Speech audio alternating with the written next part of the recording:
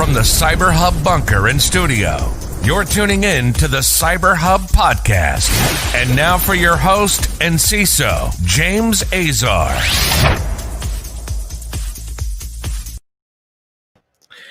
Hey folks, good morning. Happy Monday. Thanks so much for tuning in live. We are live on Facebook, LinkedIn, and YouTube today for our practitioner brief for January 18th. Also happens to be Martin Luther King Day. I'll start us off with a little quote from Martin Luther King Day. We're going to have one here right now at the very beginning, one at the very end. Some of my favorite quotes. There's so many. Couldn't pick a bunch, but I could have a whole list of them and spend today's episode just reading MLK quotes. But I'll say I've decided to stick with love. Hate is too great a burden to bear. And I wish we'd all take that into our hearts. The wise words of Dr. King in today's world.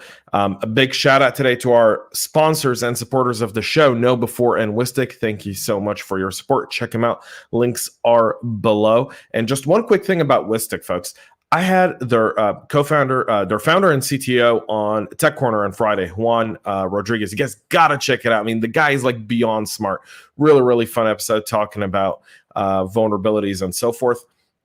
We're going to get right into today's practitioner brief. But before we do that, join me for a cup of coffee this morning. It's 9 a.m. Eastern Standard Time.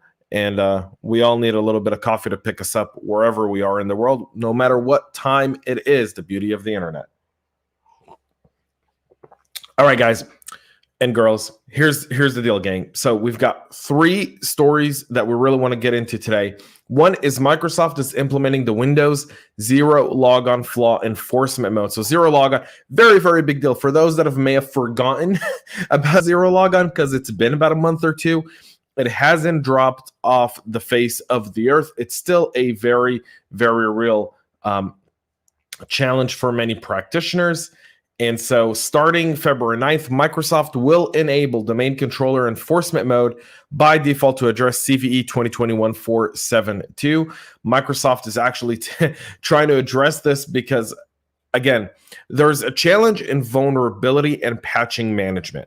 And the challenge is IT systems are often intertwined. We have this in our organization as well. And as a CISO, it's something I deal with daily. It's literally a daily challenge for our organization, which is patch management and vulnerability management, from getting the exploit and understanding what's out there to understanding what the patch is going to do, to understanding how it's going to affect the performance or what changes it does and how that could have an impact upstream and downstream for our IT infrastructure, for our business operations, and so forth.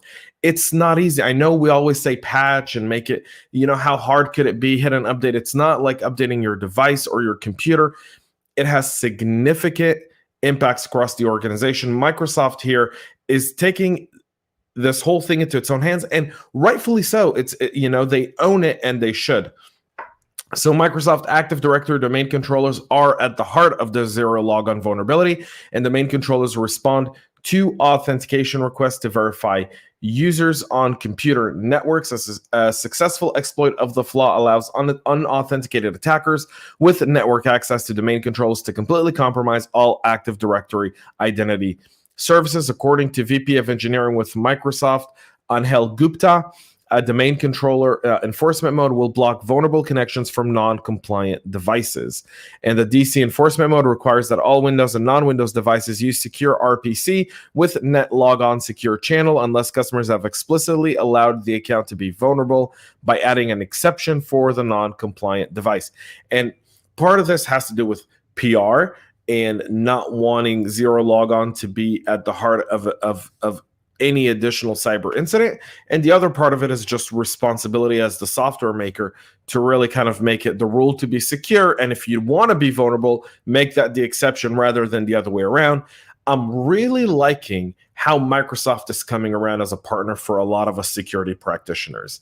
It's they're setting the tone, and I'm happy. It's about time that we do that.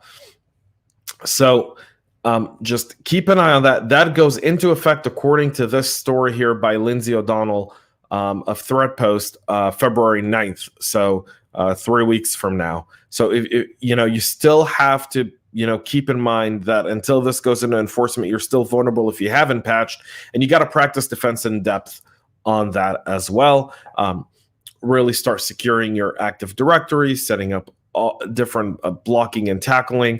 Again, CIS Top 20, I'm a big fan of it.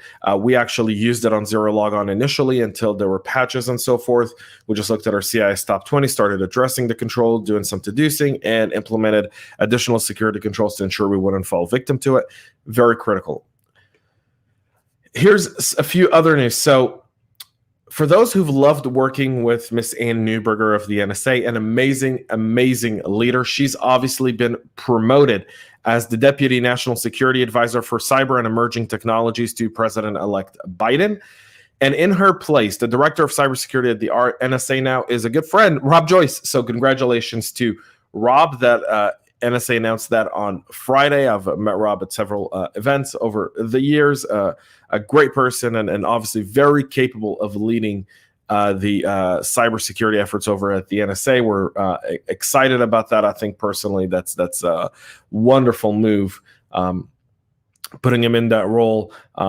Joyce, who has been with the Defense Department for 32 years, and before taking on, he represented the intelligence agency in the UK, served as a senior advisor to the NSA director on cybersecurity strategy, and he was the cybersecurity coordinator in the Trump administration's National Security Council.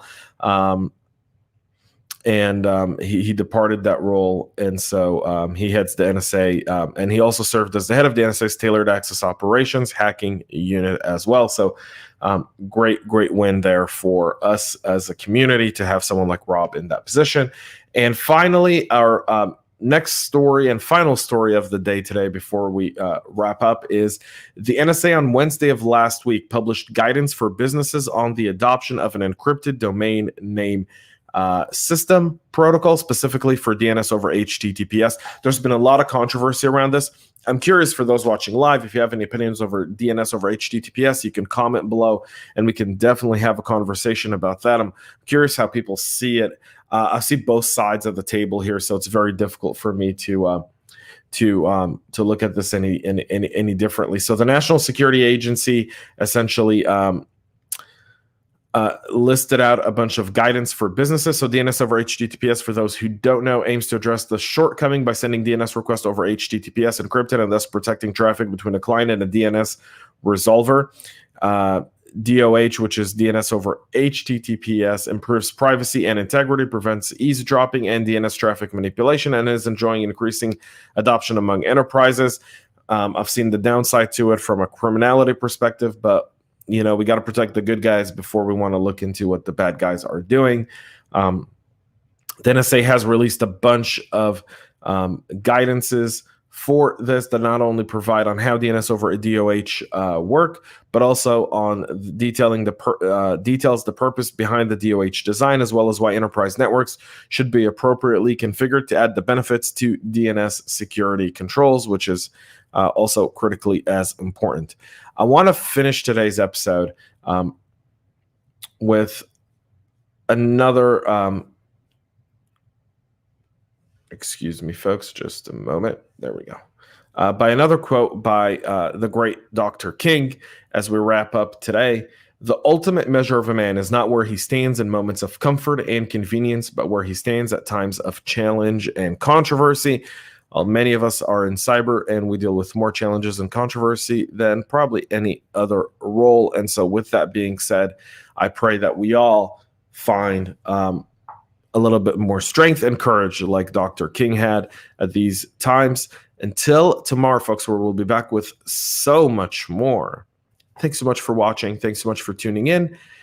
Most importantly, enjoy the rest of your week. Have a great, magnificent, amazing week, and stay cyber safe.